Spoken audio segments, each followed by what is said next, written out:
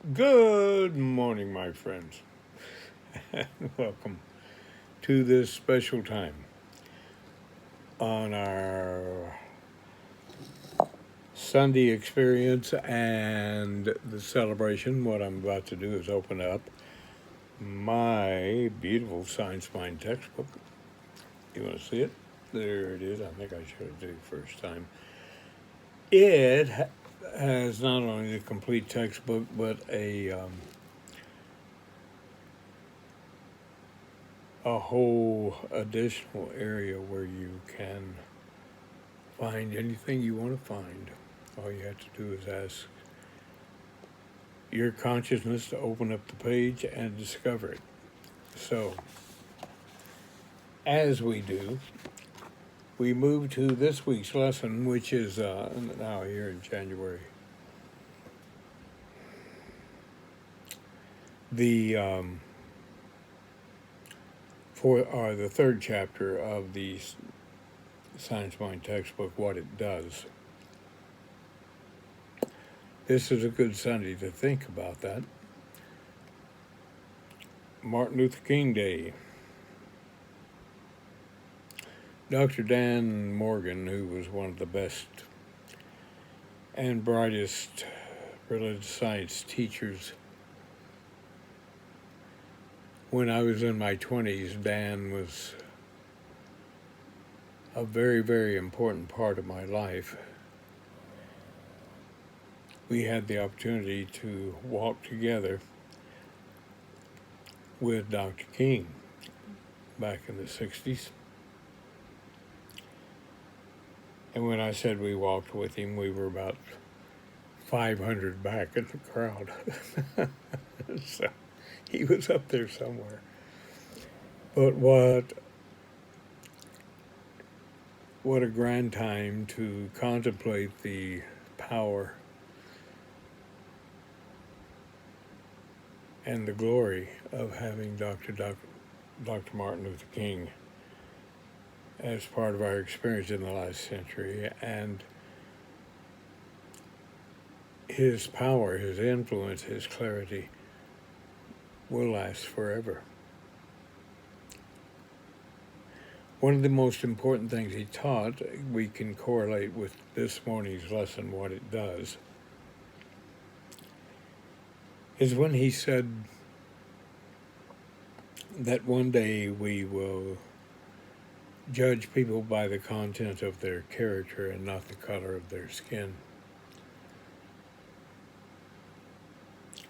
Look at what Dr. Holmes says on page 40 of the Science Mind textbook, What It Does, and see how it correlates with Dr. King's vision, which was Gandhi's vision, which was Ernest Holmes' vision, which was Emma Curtis Hopkins' vision, which was Charles and Myrtle Fillmore's vision, which was Nona Brooks' vision. It was the vision of Emma Curtis Hopkins. All of the great teachers who've come down our way from Emerson. And if you look throughout the age at the clearest, highest thinkers of the age, they all said the same thing. And here it is.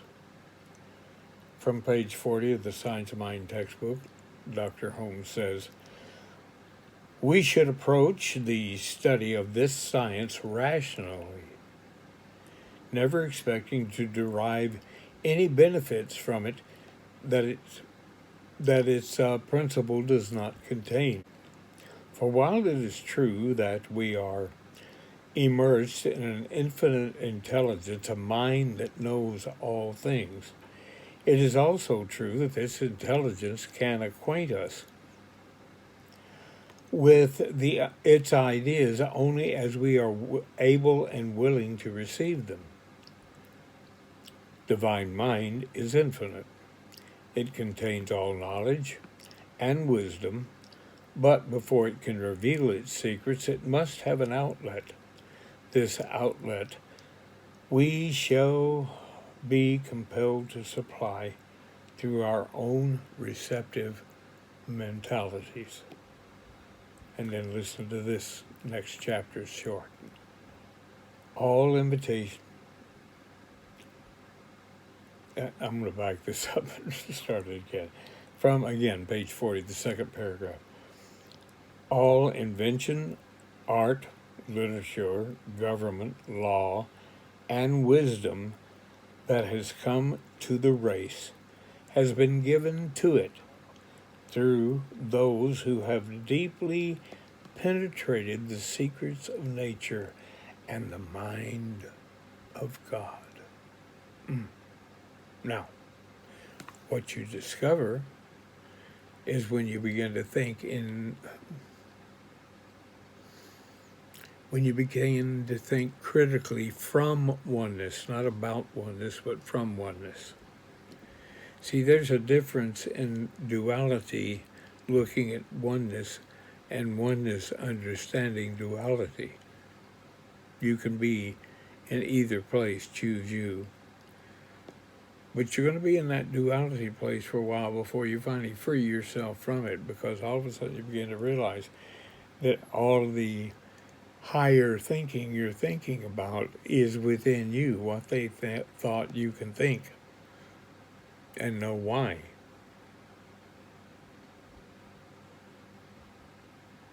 All invention, art, literature, government, law, and wisdom has come to the race, has been given to it through those who have deeply penetrated the secrets of nature and the mind of God. The mind of God. That's the thing itself. It's very interesting because it is a very interesting conversation that I've heard over the past years. I found this teaching 1964. Shortly after, or only a short period of time, all of the teachers at the Institute at that time were there when Ernest was there, and when I studied there, it was like Ernest was in the next room. I was very fortunate because I became friends with his brother, Dr. Finn McCombs. Doc. I love Doc. And he did something for me that was very interesting, because I had first, second, and third year, and I was working on my practitioner license. I was still in my 20s. And what he did to me was allow me to take what I thought I knew as a launching pad into something that Dr. Holmes talks about in this chapter, and that is the power of simplicity. I began to learn with him that the journey into higher understanding, clearer understanding, does not dwell in complication. It is the realization that the more we know, there's more to know, and the more we know, the simpler it gets. Again, one of the arguments I've heard over the past years is the people who will, in a conversation about metaphysics or in a discussion, especially early new students, they will look at you and, oh, you're a absolutist. Well, I got news for you people. If you're not an absolutist, you're not a new thoughter. It was Emmett Fox who said in 1947 that the purpose of the New Thought movement was to heal the tyranny of Calvinism, or duality. There is a thing itself. It is everywhere at once. It made everything out of itself because that's the only thing it had anything to make anything out of. And so what do? We seek the whole truth, and then we apply it. And we look at where we're going and what we're doing, and we begin to observe what works and we begin to observe what does not work, and if we're wise, we don't do what doesn't work anymore. But we do move forward, and we'll move forward in a positive way if we choose. Our country's about to evolve and celebrate a new leadership.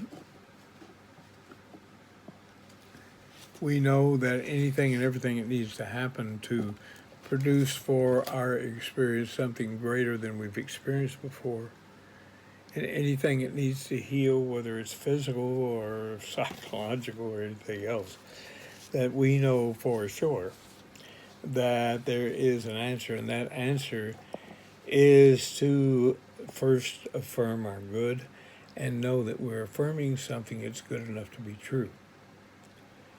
So, let's go to Psalms 37:1 for just a minute, where it says, God shall send forth his mercy and his truth. Oh, no. The truth, as Jesus taught us very clearly, is done unto us as we believe. Well, there must be a law and a power that backs that up.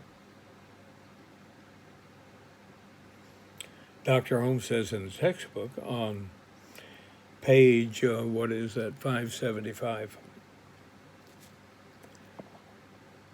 he is defining the concept of absolute. Listen to these words. Absolute, the unconditioned, that which nothing can limit, that which forever transcends any conceivable limitation or determination. Truth is absolute and remains unaffected by the opinions, desires, or beliefs of men. Truth is absolute. Know the truth. The truth shall set you free. The truth is, everything you are is God. Now, we want a new beginning. If we listen to the word, we begin to realize, as he said, free at last, free at last, free at last. You see, the truth of us is always free.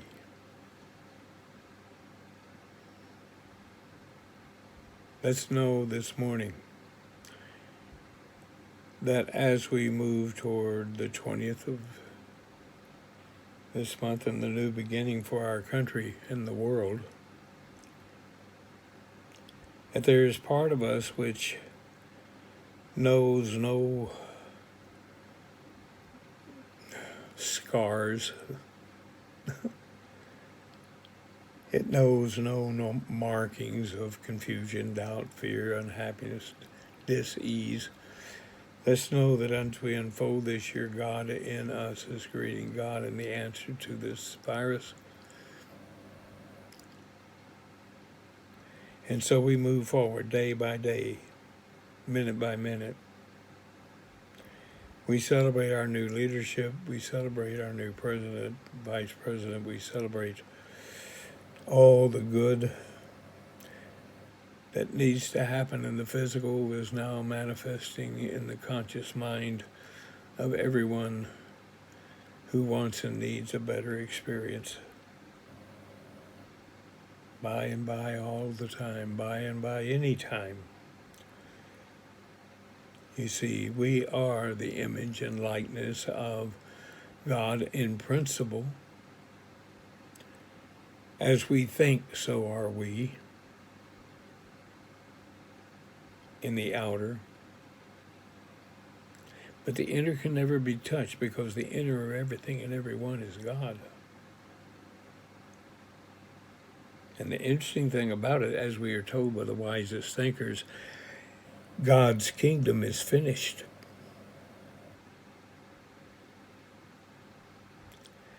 God's kingdom is finished and he is in it, or it is in it, or she is in it, or he, she, however you want to define it, it doesn't care. You see, the outer person grows, evolves, and lives in a world of time. a world of movement, a world of event.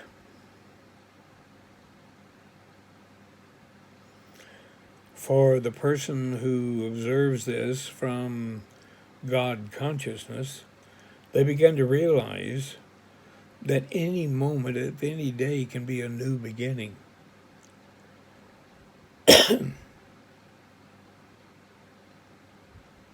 So what do? They greet the day with hope and faith. And what happens? It brings good. It grows good.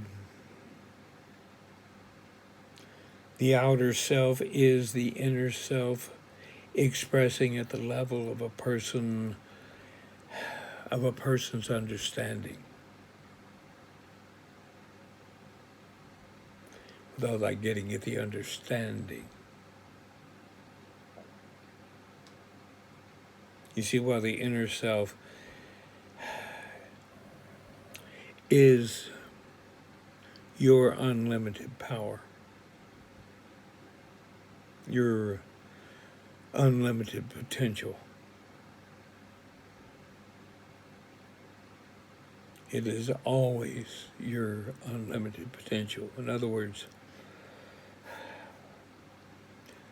the relative is the absolute at the level of the relative.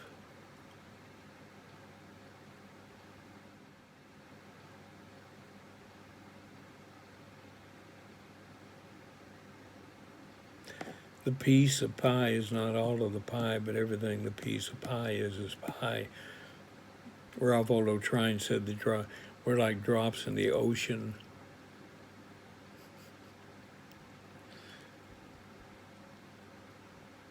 Everything we are is ocean, but we're not all of it. He said we're like fish in the ocean, swimming from ocean to ocean to ocean, looking for the ocean. Now, let's look at principle and how to apply it and our application for our lesson today. Let's look at the basic. God, infinite life, is unconditioned truth. In other words, the manifest world of truth is expressing God as form, is expressing God as the life of every man, every woman, is expressing God as the experience of humankind. It is expressing life. It's expressing mind as life. It's expressing unlimited possibility.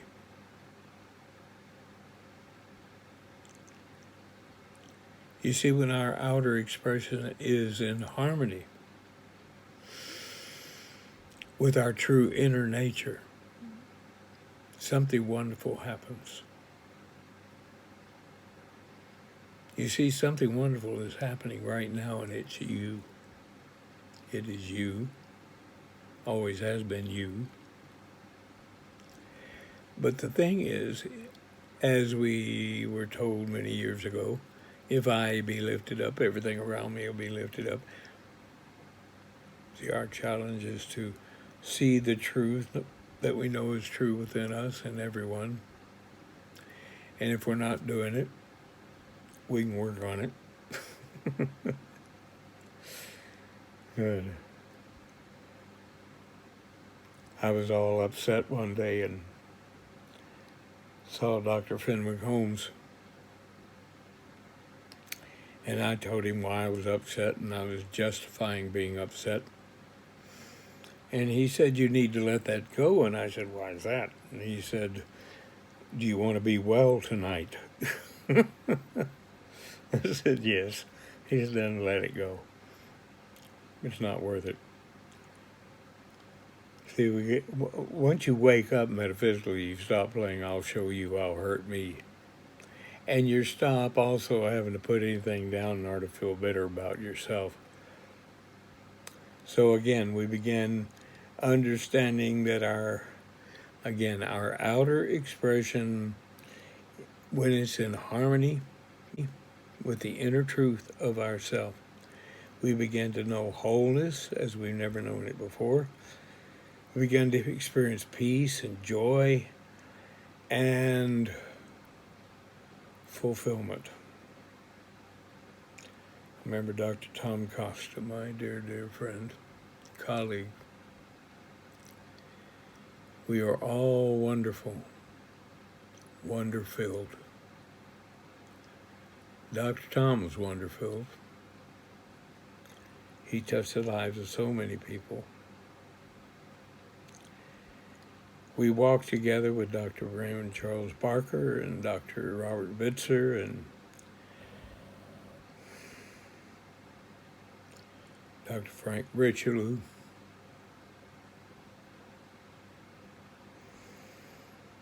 Erling Castellaw, Chet Castellaw. What great people. I was so honored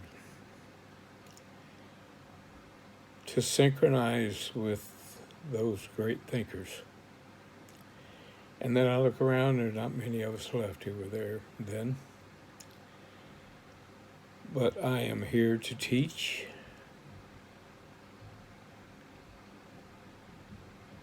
And to do what I committed my life to. And that is to the works of Ernest Holmes, of Phineas Quimby, of Thomas Trord, of all the New Thought people, Emma Curtis Hopkins, William Hornaday, Craig Carter, who have all told us very clearly that we should seek to bring our outer harmony into our humanity. And our humanity evolves into greater harmony. We find it's doing it with our divinity. Know this is true of you. Honor it. Let it be your way. And thank you so much for being with me this Sunday morning. I want to share with you that if we were in our Sunday services, we would be passing the basket. So let's pass the metaphysical basket, and I'm going to ask you to help us by way of love offering and donation. The wonderful Katrina Anderson, who edits this and puts it all together for you, will put information up about how to do that. Thank you, bless your offering, bless your love offering, and bless your care. I want to mention the passing of two dear people who've been with us for many, many years, Roberta Blackburn and Marty Ellis.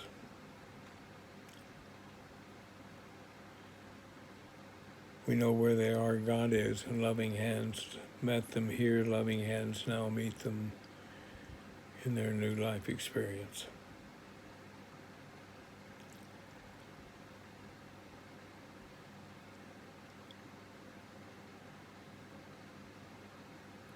One of the honors that happens when you're 46 years in one pulpit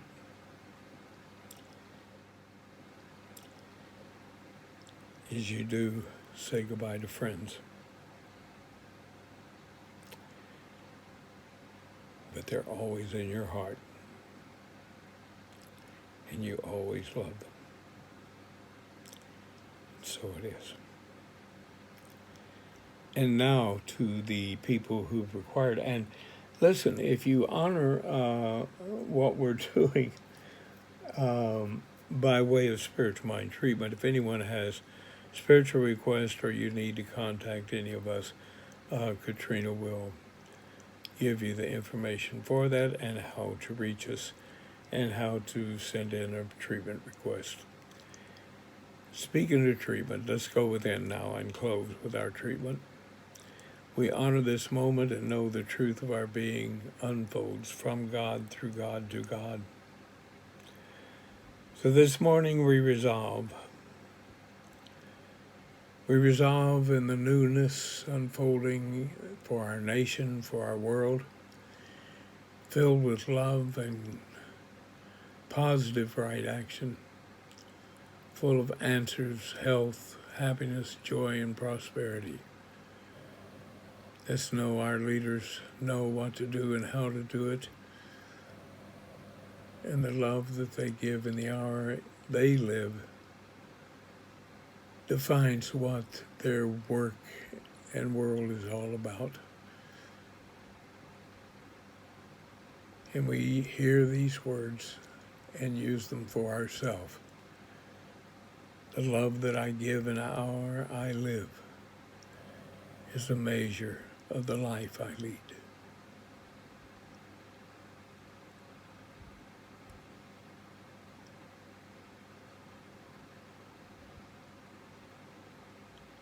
I release this treatment to the great law of mind that knows what to do, how to do it, and is doing it now. I give thanks that this is so, and so it is, was, and shall be, in the now of forever. And so it is.